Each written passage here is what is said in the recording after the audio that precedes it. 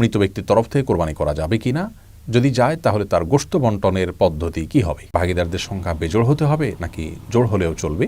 ঋণ করে কোরবানি করা যাবে কিনা? কোরবানির গোশত ভাগিদারদের মাঝে যদি অনুমান করে বন্টন করা হয় সেটি উচিত হবে কিনা? গোশত কয় ভাগ করতে হবে? 3 ভাগ করা আবশ্যক কিনা? হলো অমুসলিমকে কোরবানি গোশত দেওয়া যাবে কিনা, ভাগে কোরবানি দেওয়া জায়েজ আছে কিনা?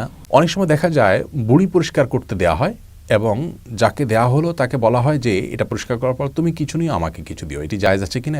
কেউ পশু ক্রয় করার পর ভাগিদারের সংখ্যা বাড়াতে পারবেন কি না? কোরবানি পশু নিস্তেজ হওয়ার আগেই অনেকে চামড়া চেলা শুরু করেন, রক কাটা শুরু করেন, এটি জায়েজ আছে কিনা? জবের সময় যাদের পক্ষ থেকে কোরবানি করা হচ্ছে তাদের নামের তালিকা পাঠ করা আবশ্যক কিনা? কোরবানি গোশত কতদিন রেখে খাওয়া যাবে, ফ্রিজে রেখে খাওয়া যাবে কিনা? পশু ক্রয় করার পর ভাগিদারের সংখ্যা বাড়াতে পারবেন কি না?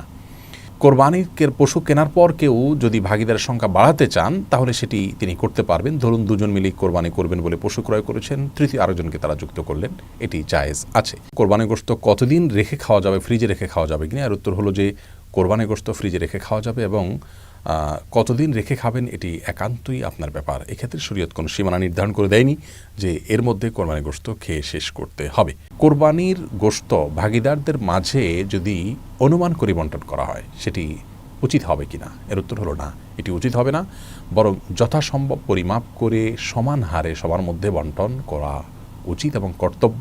এটা অনুমান করে ভাগ করা উচিত নয়। ভাগিদারদের সংখ্যা বেজোড় হতে হবে নাকি জোড় হলেও চলবে? কোরবানি ভাগিদারদের সংখ্যা বেজোড় হতে হবে এমন কোনো বাধ্যবাধকতা নেই।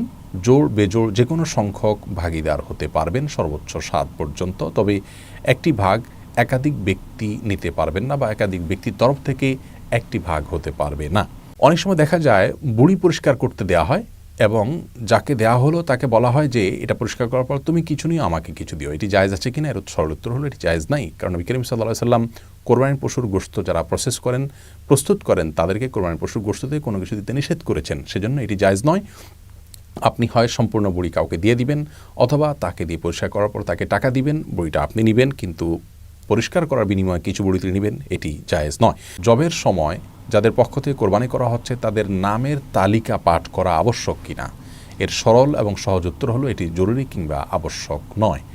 তবে যদি কেউ করতে পারেন তাহলে সেটি ভালো, মুস্তাহাব।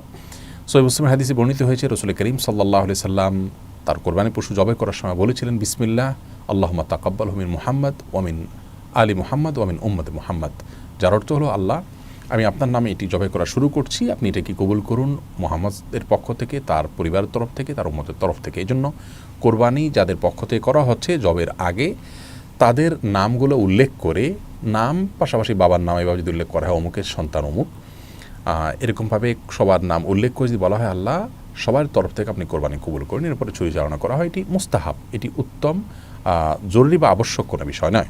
গোশত কয় ভাগ করতে হবে, 3 ভাগ করা আবশ্যক কিনা?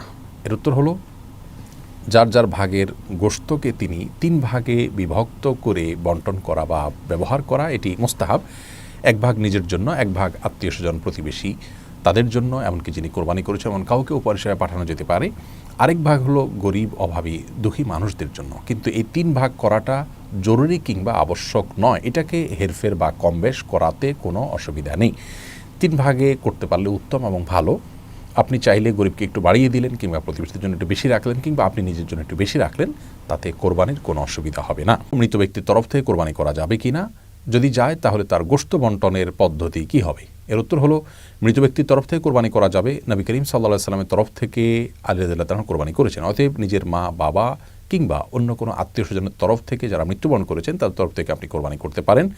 আর এই কোরবানির গোশত বন্টনের বিধান হলো যিনি মৃত ব্যক্তির তরফ থেকে কোরবানি করছেন যার অর্থ দিয়ে এই গোশতটা তার, তিনি এটিকে তার মতো করে ব্যবহার করবেন, 3 ভাগে ভাগ করে নিজের গোশতের মতো করে এটাকে বন্টন করা মুস্তাহাব।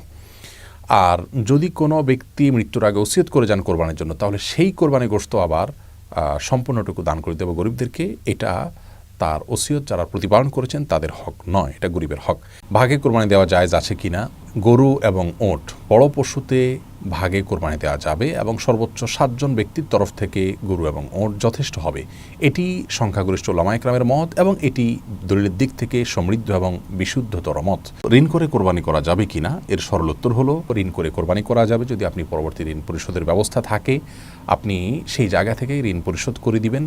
এরকম আশা যদি থাকে আপনি অবশ্যই ঋণ করে কোরবানি করতে পারবেন, তবে ঋণ করে কোরবানি করা কারোর জন্য আবশ্যক নয়। আপনি যদি অভাবী হন ঋণ করে কোরবানি আপনার জন্য করা উচিত হবে না যদি ঋণ পরিশোধের আপাত দৃষ্টিতে আপনার কাছে কোনো ব্যবস্থা না থাকে এবং যার কাছে ঋণ করছেন তাকে যদি আপনি ঘোরাতে হয় সে আশঙ্কা থাকে তাহলে ঋণ করে কোরবানি না করাই উচিত।